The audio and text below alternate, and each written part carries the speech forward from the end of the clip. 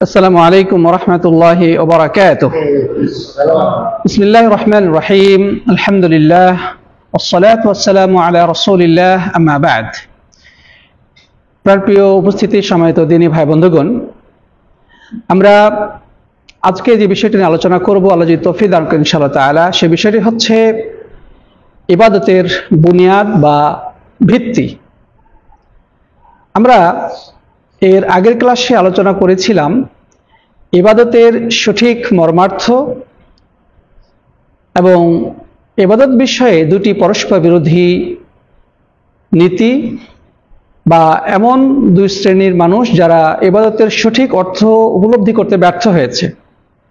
এক শ্রেণীর মানুষ হচ্ছে যারা চরম শৈথিল্যবাদী, যারা ইবাদতকে নির্দিষ্ট গণ্ডির মধ্যে সীমাবদ্ধ মনে করেছে, অর্থাৎ ব্যক্তিগত ইবাদত বন্দেগী যেটা মসজিদ কেন্দ্রিক, মাদ্রাসা কেন্দ্রিক, অথবা সামান্য কিছু বিষয়ের মধ্যে এটা সীমাবদ্ধ, যেমন বিয়ে, শাদী, তালাক ইত্যাদি।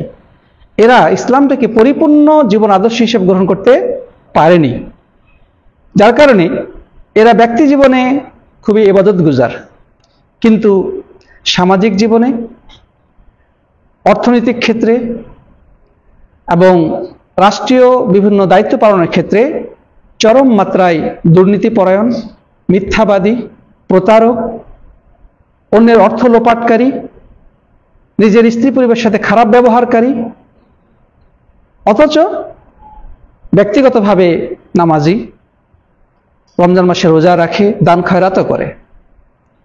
এদের দৃষ্টিভঙ্গিটা খুবই সংকুচিত।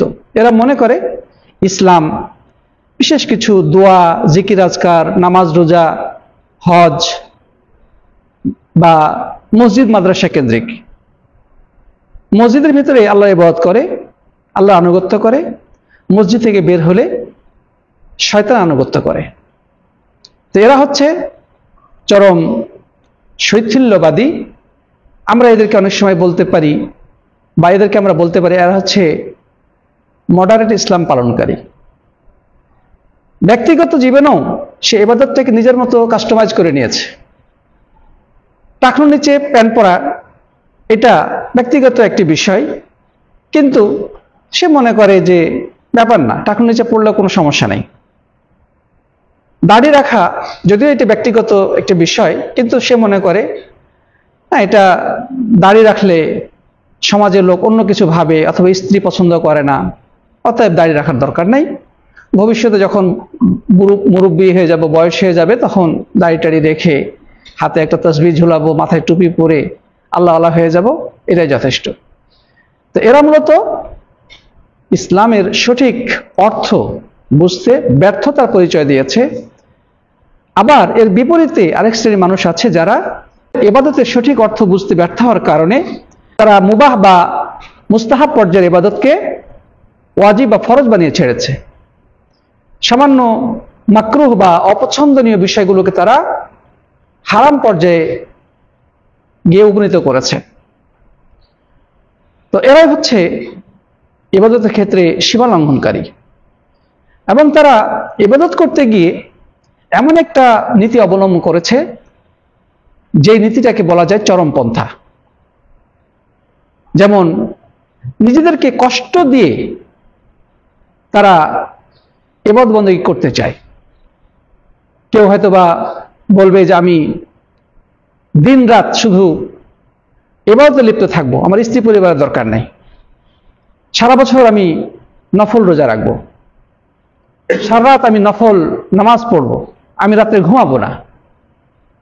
কেউ হয়তো বলবো আমার স্ত্রী পরিবারের দরকার নেই, আমি দুনিয়া থেকে সম্পর্ক ছিন্ন করে শুধু আল্লাহর ইবাদত বন্দেগী করব। এরা আল্লাহকে পাওয়ার জন্যে বৈরাগী জীবনকে গ্রহণ করে নিয়েছে। ইসলাম তো এটা নয়। আল্লাহ নবী সাল্লাল্লাহু আলাইহি ওয়াসাল্লাম রাতে ঘুমিয়েছেন, নামাজ পড়েছেন, তিনি একদিন রোজা রেখেছেন, আরেকদিন রোজা রাখেননি, এবং তিনি হাদিসের মধ্যে বলেছেন যে আফজালুস সিয়ামি সাওমে দাউদ কানা ইয়াসুমু ইয়াওমান ওয়া ইফতিরু ইয়াওমান, যে শ্রেষ্ঠ রোজার পদ্ধতি হচ্ছে দাউদ আলাইহিস সালামের রোজার পদ্ধতি। তিনি একদিন রোজা রাখতেন, আরেকদিন রাখতেন না। এটা দ্বারা ভারসাম্যপূর্ণ জীবন যাপন করা যায়। কারণ প্রতিদিন রোজা রাখলে হয়তো বা এক সময় রোজার প্রতি বিরক্তি চলে আসতে পারে, অথবা শারীরিকভাবে দুর্বলতা সৃষ্টি হতে পারে। এই জন্যে ভারসাম্যপূর্ণ, একদিন রোজা রাখেন, একদিন রাখেন না, যদি আপনি অতিরিক্ত রাখতে চান। সপ্তাহে 2টা করে রাখেন, মাসে যদি 3টা করে রোজা রাখেন, তাহলে তো আপনি সারা মাস রোজা রাখার সওয়াব পাবেন। আমাদের সমাজেও এরকম আবেগী কিছু মানুষ আছে যারা দিন সম্পর্কে না জানার কারণে তারা নিজেদের উপরে ইসলামটাকে কঠিনভাবে চাপিয়ে নেয়, এবং তারা মনে করে এর মাধ্যমে আমরা আল্লাহর ক্ষমা পাবো, আল্লাহর নৈকট্য অর্জন করব, জান্নাতে যেতে পারবো। এটা অজ্ঞতা, যেমনটি আমরা এর আগে হাদিসটি উল্লেখ করেছি। আল্লাহ নবী সাল্লাল্লাহু আলাইহি ওয়াসাল্লাম বলেছেন, ওয়াল্লাহি ইন্নী লা আখশাকুম লিল্লাহি ওয়া আতকাকুম বিহি ওয়া ইন্নী লা আসুমু ইয়াওমান ওয়া উফতিরু ইয়াওমান ওয়া আরকুদু আল-লাইলা ওয়া উসাল্লি ওয়া আতাযাওয়াজু an-নিসা ফামান রাগিবা আন সুন্নতি ফালাইসা মিন্নি। আল্লাহ নবী সাল্লাল্লাহু আলাইহি ওয়াসাল্লাম বললেন যে আল্লাহর কসম, আমি তোমাদের মধ্যে আল্লাহকে সবচেয়ে বেশি ভয় করি, আমার ভিতরে সবচেয়ে বেশি তাকওয়া রয়েছে, কিন্তু তারপরেও আমি রোজা রাখি আবার রোজা রাখি না। আমি রাতের কিছু অংশ ঘুমাই, কিছু অংশ নামাজ আদায় করি, এবং আমি একাধিক নারীর সাথে বিবাহ বন্ধনে আবদ্ধ হয়েছি। অতএব আমার যে আদর্শ থেকে বিচ্যুত হবে, যে আমার আদর্শ থেকে দূরে সরে যাবে, সে আমার উম্মতের অন্তর্ভুক্ত নয়। সুবহানাল্লাহ। তো এটি হচ্ছে ভারসাম্যপূর্ণ জীবন, এটি হচ্ছে ইবাদতের ক্ষেত্রে ভারসাম্যপূর্ণ অবস্থান, যেটা রাসূল করিম সাল্লাল্লাহু আলাইহি ওয়াসাল্লাম উম্মতকে শিক্ষা দিয়েছেন। অতএব বাড়াবাড়ি কিংবা ছাড়াছাড়ি কোনোটাই গ্রহণযোগ্য নয়। ইসলাম হচ্ছে একটি মধ্যমপন্থা জীবন আদর্শের নাম। আমাদেরকে আল্লাহ এবং রাসূল যেভাবে শিক্ষা দিয়েছেন সেভাবে করতে হবে, এটার নামই হচ্ছে মধ্যম পন্থা। মধ্যম পন্থা অর্থ এটা না যে ইবাদতকে কাটছাঁট করে অথবা কিছু হারামকে সুযোগ করে দিয়ে মাঝামাঝি জীবনযাপন করা, না, এটা কখনোই মধ্যম পন্থা নয়। মধ্যম পন্থা হচ্ছে আল্লাহ এবং তার রাসূল যেভাবে আমাদেরকে দ্বীন শিক্ষা দিয়েছেন, এটাই হচ্ছে মধ্যম পন্থা। এটার বাইরে যাওয়ার কোনো সুযোগ নাই, বাড়াবাড়িও করা যাবে না, ছাড়াছাড়িও করা যাবে না। এটার নামই হচ্ছে মধ্যম পন্থা, উম্মাতান ওয়াসাতা, মধ্যমপন্থী উম্মত। তো যাই হোক সাথী বন্ধুগণ, আশা করি আমরা এ বিষয়ে ইসলামের সঠিক যে দৃষ্টিভঙ্গি বা ইসলামের যে সঠিক নীতি সেটা আমরা জানতে পেরেছি। আল্লাহ যেন আমাদেরকে এই নীতির উপরে জীবন পরিচালনা করার তৌফিক দান করেন, আমরা পড়ি আল্লাহুম্মা আমিন। প্রিয় বন্ধুগণ, এখন আমরা যে জিনিসটা জানবো যে ইবাদত শুধু করলেই হবে না, ইবাদতের সাথে আরো কিছু বিষয় জড়িয়ে রয়েছে যেগুলো আমাদের মনের সাথে সম্পৃক্ত। আলেমগণ এগুলোকে বলেছেন উসুলুল ইবাদাহ, বা ইবাদতের মূল বুনিয়াদ বা ভিত্তি। ইবাদতের মূল বুনিয়াদ বা ভিত্তি। আপনি ইবাদত করছেন, আমরা ইবাদত করব, কিন্তু আমাদের মনের অবস্থাটা কেমন হওয়া উচিত, মূলত এটার উপরে নির্ভর করতেছে সেই ইবাদতটা আল্লাহর কাছে ইবাদত হিসেবে গণ্য হবে কি হবে না। প্রিয় ভাইরা আমার, তো আলেমগণ কোরআন এবং হাদিসের নির্যাস থেকে 3টি মূল ভিত্তির কথা উল্লেখ করেছেন। যে ইবাদতের মূল ভিত্তি হচ্ছে কয়টি? 3টি। 1 নম্বর হচ্ছে আল মাহাব্বাহ, মানে ভালোবাসা। আল্লাহ সুবহানাহু ওয়া তাআলার ইবাদত করতে হবে তার প্রতি পরম ভালোবাসা সহকারে, হৃদয়ের গহীনে সেই ভালোবাসাটা অনুভব করতে হবে। ভালোবাসাহীন ইবাদত কোনো ইবাদত নয়, আল্লাহর কাছে ইবাদত বলে পরিগণিত হবে না। 2 নম্বর হচ্ছে আল খাউফ, হৃদয়ের মধ্যে আল্লাহর প্রতি সেই ভয়টা উপস্থিত থাকতে হবে। ভয় ছাড়া ইবাদত করলে আল্লাহর কাছে সেটা গৃহীত হবে না। এবং আরেকটি ভিত্তি হচ্ছে আর রাজা, মানে আশা। মানে আমরা ইবাদত বন্দেগী করব একবার ভয়ে ভীত হয়ে, সবকিছু থেকে বিমুখ হয়ে শুধু ইবাদত বন্দেগী করব, কোনো আশা আকাঙ্ক্ষা থাকবে না, এমনটি হলে কিন্তু ইবাদত হবে না। বরং আমাদের মধ্যে একটা আশাও থাকতে হবে। তার মানে আমরা যেভাবে রব্বুল আলামিনকে ভালোবেসে ইবাদত করব, পাশাপাশি তার প্রতি আমাদের ভয় থাকতে হবে এবং আশা আকাঙ্ক্ষাও থাকতে হবে। এই তিনটি জিনিসের কোনো একটির কমতি ঘটলে, এই তিনটি জিনিসের কোনো একটি জিনিস না থাকলে সেই ইবাদত বলেই গণ্য হবে না। প্রিয় ভাইরা আমার, তাহলে আমরা আশা করি বুঝতে পারলাম যে ইবাদতের বুনিয়াদ বা ভিত্তি কয়টি। আমরা কি বলবো, ইবাদতের ভিত্তি কয়টি? তিনটি। এক নম্বরে ভালোবাসা, দুই নম্বর ভয়, তিন নম্বরে আশা। আসুন আমরা কোরআন থেকে দেখি আল্লাহ সুবহানাহু ওয়া তাআলা এই ব্যাপারে কি বলেছেন।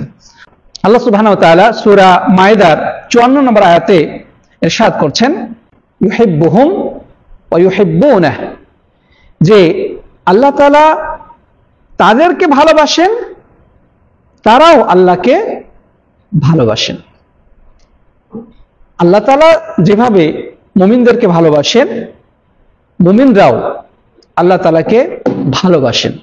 কারো মধ্যে যদি আল্লাহর প্রতি, আল্লাহর ইবাদতের প্রতি, আল্লাহর দ্বীনের প্রতি বিদ্বেষ থাকে, ঘৃণা থাকে, এরপরে সে যদি নামাজ পড়ে কপালে দাগ ফেলে দেয়, তার সমস্ত সম্পদ যদি সে ব্যয় করে দেয় আল্লাহর রাস্তায়, আল্লাহ তাআলার কাছে সেটা গৃহীত হবে না, আল্লাহ তাআলার কাছে সেটা ইবাদত বলে গণ্য হবে না। প্রিয় বন্ধুগণ, তো রব্বুল আলামিনের প্রতি ভালোবাসাটা অপরিহার্য।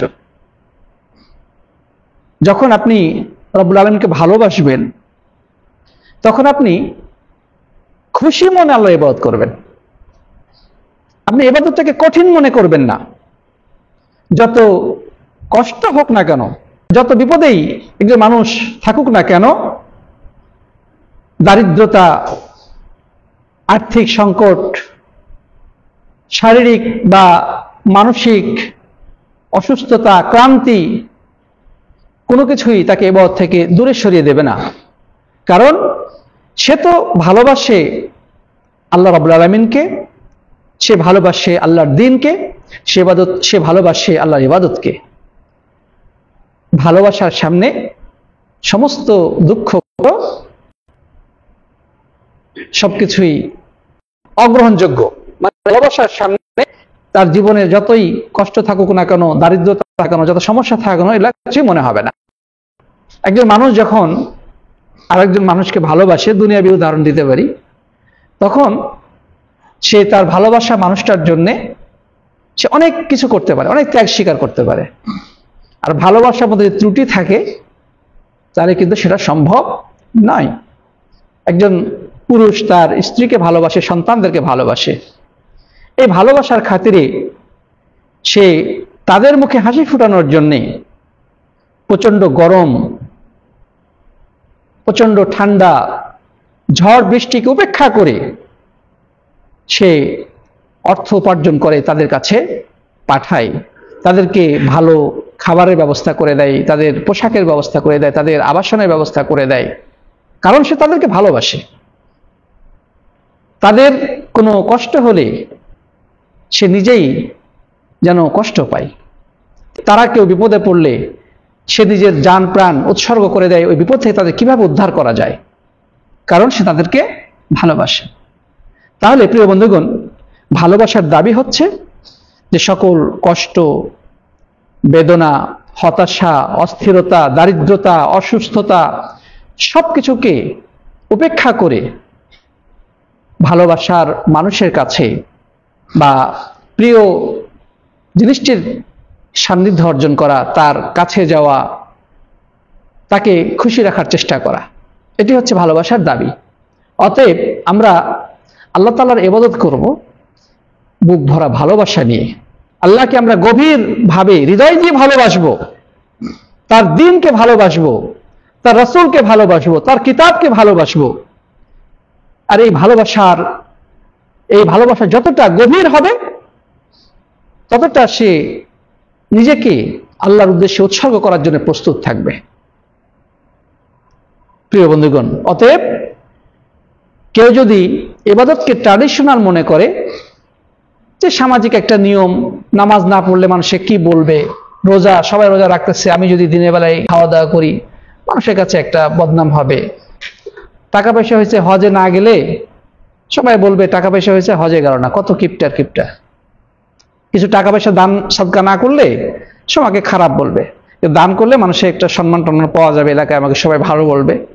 একটা সামাজিকতা রক্ষা করার জন্য সে ইবাদত করে, ও সারা জিন্দগি ভর যদি এগুলো করে, এটা ইবাদত বলে আল্লাহর কাছে গৃহীত হবে না, কারণ সে আল্লাহর ভালোবাসা ইবাদতটা করে নাই।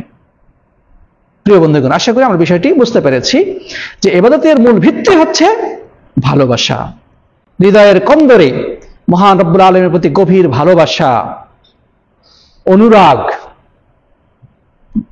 সঞ্জীবিত রাখতে হবে, তবেই সেটা রব্বুল আলামিনের কাছে ইবাদত বলে গণ্য হবে।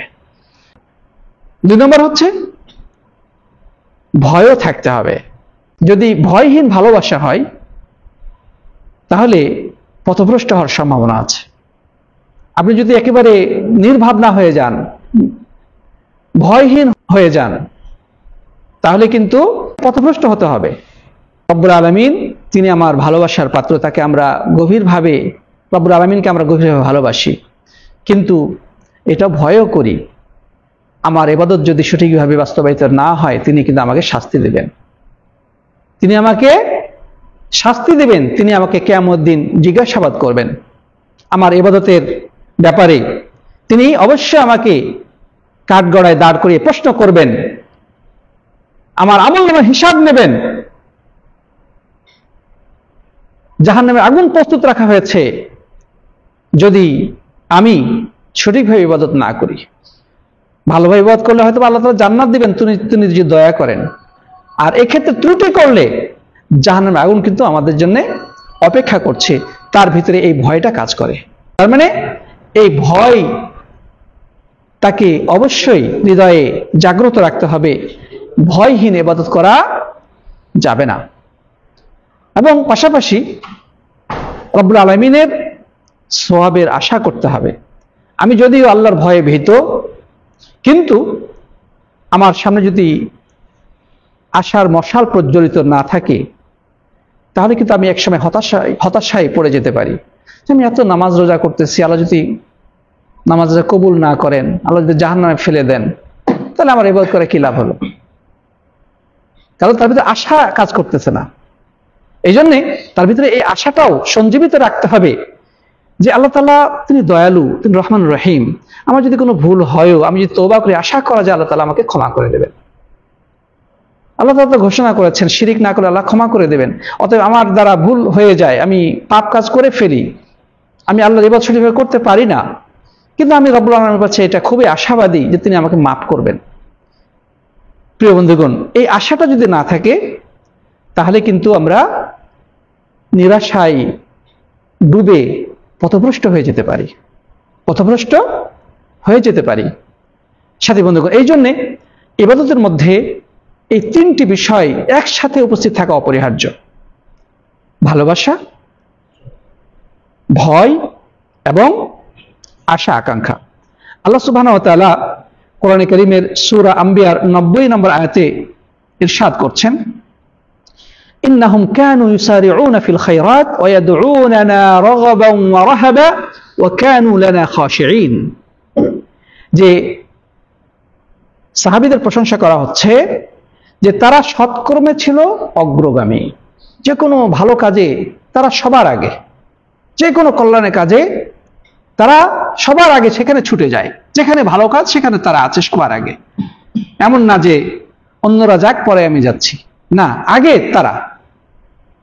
আল্লাহ তাআলার প্রশংসা করছেন এখানে, এবং তারা, আল্লাহ বলছেন যে তারা আমার কাছে দোয়া করে, আমার কাছে আমাকে ডাকে আশা এবং ভীতি সহকারে, এবং তারা আমাকে ডাকে আশা এবং ভয় ভীতি সহকারে। মানে আশা তো অবশ্যই রাখে, কিন্তু পাশাপাশি তারা ভয়ও করে। তাহলে আল্লাহ তাআলাকে আমরা যখন ডাকবো অবশ্যই আশা এবং ভয় নিয়েই ডাকবো। এই 2টি ছাড়া ডাকলে আল্লাহর কাছে সেটা গৃহীত হবে না, ইবাদত বলে গণ্য হবে না। ওয়া কানু লানা খাশিঈন, এবং তারা ছিল আমার কাছে অত্যন্ত বিনয়ী। প্রিয় বন্ধুগণ, রব্বুল আলামিন এই আয়াতের মধ্যে এই ইবাদতের যে মৌলিক বুনিয়াদ বা ভিত্তি সেগুলো উল্লেখ করেছেন। আমরা যদি দেখি সূরা ইসরার 57 নম্বর আয়াত, আল্লাহ তাআলা সেখানে বলছেন, উলাইকাল্লাযীনা ইয়াদউনা ইয়াবতাগুনা ইলা রাব্বিহিমুল ওয়াসিলা আইয়ুহুম আকরাব ওয়া ইয়ারজুনা রাহমাতাহু ওয়া ইয়াখাফুনা আযাবাহু ইন্না আযাবা রাব্বিকা কানা মাহযুরা। এই আয়াতে রব্বুল আলামিন বলছেন যে যারা তাদেরকে ডাকে তারাই তো তাদের রবের নৈকট্য লাভের উপায় সন্ধান করে, যে তাদের মধ্যে কে কত নিকটতর হতে পারে। উলাইকাল্লাযীনা ইয়াদউনা ইয়াবতাগুনা ইলা রাব্বিহিমুল ওয়াসিলা, আর তাদের মধ্যে যারা আল্লাহ তাআলাকে ডাকে তারা আল্লাহর নৈকট্য লাভের ওসিলা বা মাধ্যম খুঁজে, সেই মাধ্যমকে অবলম্বন করে কে কতটা আল্লাহর নৈকট্য অর্জন করতে পারে। এরপর আল্লাহ বলছেন ওয়ায়ারজুনা রাহমাতাহু ওয়া ইয়াখাফুনা আযাবাহু। মূল বিষয়টা এখানে। পাশাপাশি তারা যেটা করে আল্লাহর রহমতের আশা করে এবং তার আযাবকে ভয় করে। আল্লাহর রহমতের আশাবাদী, চতুর্দিকে যখন হতাশা, তখন সে আশা তাকে সামনে এগিয়ে নিতে সাহায্য করে। ওয়া ইয়াখাফুনা আযাবাহু, পাশাপাশি অতিরিক্ত আশাও করে না, কারণ অতিরিক্ত আশা মানুষকে কিন্তু সীমালঙ্ঘন পর্যায়ে নিয়ে যেতে পারে। চা করি আল্লাহ তো মাফ করবেই, ইচ্ছা মতো খাও দাও ফুর্তি করো, আরামায়েশ করো, ইবাদত করো বা না করো এটা কোনো ব্যাপার না, আল্লাহর কাছে আশা তো করতেই পারি, আল্লাহ তাআলা মাফ করে দেবেন না। ওয়া ইয়াখাফুনা আযাবাহু, সে আল্লাহর আযাবের ভয়ে ভীত থাকে, আল্লাহর আযাবকে ভয় করে। শুধু একটি দল যারা এই আয়াতকে প্রাধান্য দিতে গিয়ে পথভ্রষ্ট হয়েছে। এরা বলে যে নামাজ রোজা করলে কি আর না করলে কি, আল্লাহর কাছে আমরা আশা করতেই পারি রব্বুল আলামিন দয়ালু, তিনি রহমানুর রহিম, তিনি গফুর, তিনি ক্ষমাশীল, আশা করবো আল্লাহ তাআলা আমাকে মাফ করে দেবেন, আমাদেরকে মাফ করে, অর্থাৎ নামাজ ইবাদত বন্দেগীর দরকার নেই। তো আল্লাহ রাব্বুল আলামিন তার নিজের নাম তিনি গফুর রেখেছেন, ক্ষমাশীল, দয়ালু, কিন্তু তারা কি ভুলে গেছে আল্লাহ তাআলা নিজের নাম রেখেছেন শাদীদুল ইকাব, আজিজুন যু ইনতিকাম, যে আল্লাহ তাআলা হচ্ছেন প্রচন্ড শাস্তি প্রদানকারী, তিনি মহাপ্রতাপশালী, প্রতিশোধ নিয়ে থাকে, অন্যায় করলে রব্বুল আলামিন তার প্রতিদান হিসেবে তাকে শাস্তি দিয়ে থাকে। আল্লাহ তাআলার সেই গুণটির কথা কি ভুলে গেছে, যেখানে রব্বুল আলামিন বলছেন মালিক ইয়াউমিদ্দিন, বিচার দিবসের মালিক। আপনি কোরআনের সূরা ফাতিহার প্রথম আয়াতটুকু পড়ে খুব আশাবাদী হয়ে গেলেন। আলহামদুলিল্লাহ রাব্বিল আলামিন, সমস্ত প্রশংসা আল্লাহর জন্য, যিনি জগৎ সমূহের প্রতিপালক, আর রহমানুর রহিম, পরম করুণাময় অসীম দয়ালু।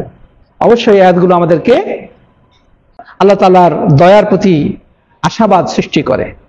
আল্লাহ রহমান রহিম, তিনি আমাকে দয়া করবেন দুনিয়াতে এবং আখিরাতে, সেই দয়ার আমরা আশাবাদী। আয়াতগুলো আমাদেরকে আল্লাহর দয়ার প্রতি আশাবাদী করে তোলে। কিন্তু রব্বুল আলামিন পরক্ষণেই বলছেন মালিক ইয়াউমিদ্দিন, বিচার দিবসের মালিক। এই আয়াত আমাদেরকে ভয়ে ভীত করে দেয় যে বিচার দিবসের মালিক, সেদিন তো তিনি বিচার করবেন, তিনি আমার কর্মের হিসাব নেবেন, ভালো করলে প্রতিদান দেবেন, খারাপ করলে শাস্তি দিবেন। এটা কিন্তু আমাদের অন্তরে ভয়ের সঞ্চার করে। আল্লাহ নবী সাল্লাল্লাহু আলাইহি ওয়াসাল্লাম হাদিসের মধ্যে বলেছেন কিয়ামতের দিন বান্দার হিসাব নেওয়া হবে, সেদিন ওয়াজাদা খায়রান লিহমাদিল্লাহ ওয়াজাদা যালিকা লা ইয়ালুমান্না নাফসা, দিন যে ভালো লাভ করে, অর্থাৎ কিয়ামতের ভালো ফলাফল পায়, সে তার পরকে যেন প্রশংসা করে।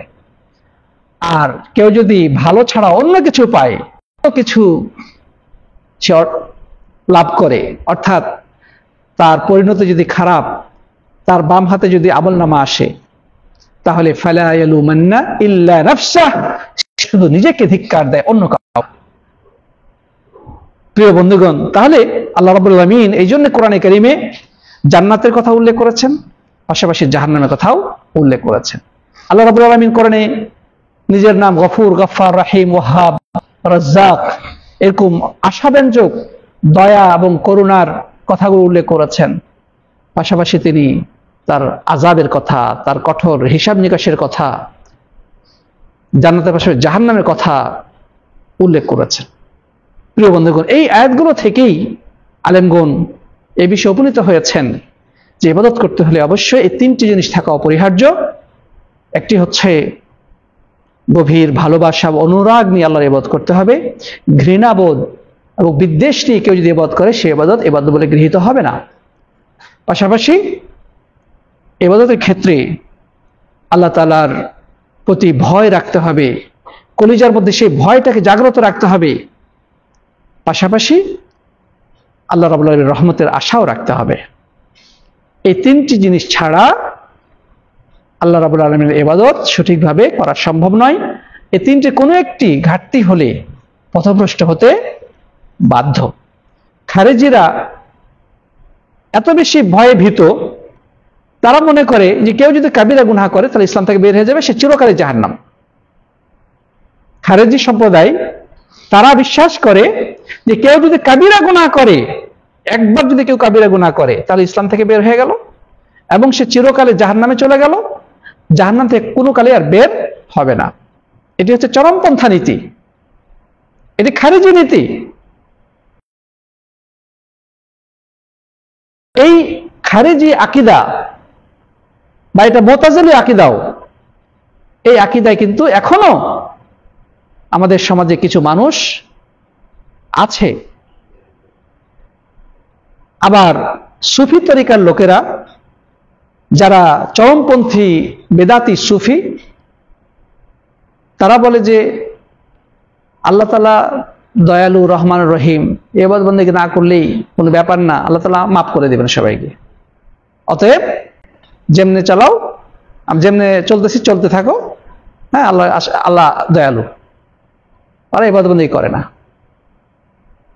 প্রিয় ভাইরা আমার, তো ইসলাম হচ্ছে মধ্যম পন্থার নাম। ইসলাম হচ্ছে মধ্যম পন্থার নাম। একদিকটাকে প্রাধান্য দিয়ে আরেক দিকে ঝুঁকে যাওয়া যাবে না। আপনি খুব বেশি আশাবাদী হয়ে গেলেন, ভয়ের কথা ভুলে গেলেন, তাহলে কিন্তু আপনি পথভ্রষ্ট। আবার খুব বেশি ভয়ে ভীত হয়ে গেলেন, আশার কথা ভুলে গেলেন, সেটাও কিন্তু আপনাকে পথভ্রষ্ট করে দেবে। সবকিছু সমন্বয় সাধন করে আমাদেরকে ইবাদত করতে হবে। তো আশা করি আজকে আলোচনা থেকে আমরা ইবাদতের যে তিনটি মূল বুনিয়াদ বা ভিত্তি, সেটা জানতে পেরেছি। আল্লাহ রাব্বুল আলামিন আমাদেরকে এই বিষয়গুলো আমাদেরকে গভীরভাবে উপলব্ধি করে অধিক পরিমাণে আল্লাহর ইবাদত করার তৌফিক দান করুন। আমরা বলি আল্লাহুম্মা আমিন। হাদা ওয়া সাল্লাল্লাহু আলা নবিয়িনা মুহাম্মদ ওয়া আলা আলিহি ওয়া সাহবিহি আজমাইন। আসসালামু আলাইকুম ওয়া রাহমাতুল্লাহি ওয়া বারাকাতুহু।